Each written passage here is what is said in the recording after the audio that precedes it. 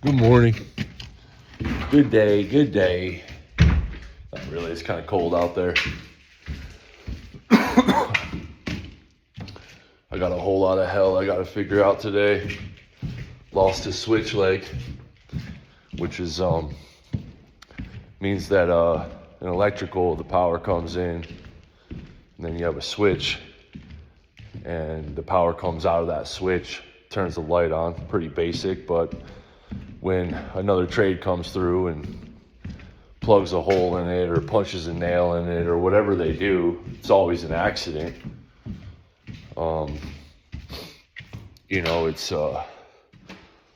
It's a problem, and then you got to find it. And what I'm looking at here is way up here, and I got everything opened up for those lights because it's tripping the breaker. And I got this opened up, and then this house is almost finished. I got this opened up. I'm about to open this all up, and then I got to find out where it comes up, and up through this wall here, and then it goes, I think it goes this way. No, it goes up and then it goes over. I'm grateful that there was somebody who came and took pictures of it. But yeah, it's a nightmare. And I've been I don't really care about any of that because I've been thinking about when I went to church this last week, and it's such a trip because I go to this church called The Bridge, and my favorite thing in the whole world is a bridge. And just like right now, I'm about to build a bridge. Pretty much that's what I'm building. I'm building a bridge to try to rebuild this electricity to go from point A to point B. I'm trying to find a path to travel, and I'm trying to get through it. And it's a storm. But when the pastor was talking at church about, purpose and things like that, I ended up sitting next to this young kid. He might have been 18. I don't think he was, though. I think he was younger than that. And, the pastor always says to greet people. I've been trying to take that more serious. Greeting people and stuff. And, I try to come up and I put my hand right in their hand, and I try to get closer to them. I'm trying to get closer, and this kid, so what happened was I was sitting in the middle row, kind of hogging all the other seats, and somebody came and they pushed me to the far right, and I felt bad, because I was like bullying the whole row for a whole family sitting in the middle. And it was like, subconsciously, I didn't mean to do that. I just sat down, and,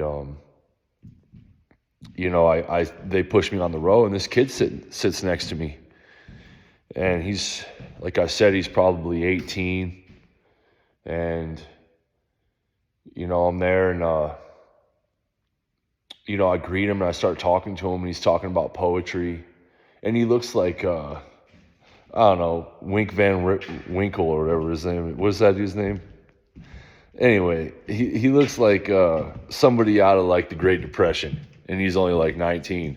And so he's got a big personality, and he's full of life. And I could tell when I was talking to him that he was like kind of introverted, and but he had a big heart, and he was really intelligent. And that's like the beauty of this whole thing, is that like, when you meet people, no matter what walk of life they come from, you pick up on them real quick, what they're about and who they are. I don't know why God gave me that gift to be able to discern that, but it's just something that I have. And so I'm talking to him, and I could tell that he wasn't doing good. And so I just talked to him, and I tried to, ask him what he likes to do. And he told me he liked poetry. And I got to tell you, man, when I was a kid, I loved poetry, man. I used to read all that stuff, and, I used to really get involved in all that stuff. And, but people thought I was weird, because they were like focused on sports and they were focused on uh, all these other things that it's not that I wasn't interested in. I just never had, the urge and desire to really go and get involved in that stuff. And, but poetry and writing and reading and things like that was something that I really enjoyed to do. And here I am, I'm looking at me, but 25 years ago, and what I've been through in 25 years, not feeling like I belong in this world still, not feeling like it matters that I'm alive. And I know this kid feels the same way. I know he does. And sorry, when I get anxious, I start walking around, but I just, he started talking to me about poetry. He's like, what do you like to read? And I went off, about Socrates and Aristotle and how I read Homer. And like I was like 14 and I'd be reading Socrates and stuff and on philosophy. And it's all poetry. It's poetry in motion. And Edgar Allan Poe and, all those really just notorious people that, and Edgar Allan Poe was really dark. He was, up until this point, I didn't really understand it, but he was just afflicted by a lot of death because probably was possessed spiritually. But regardless of that, a lot of beautiful things came out of that guy. And so, anyway, the pastor starts talking about purpose and I cried for 2 hours. I can't stop crying, and then that kid at the end, he said, well, I really wasn't doing good until you came.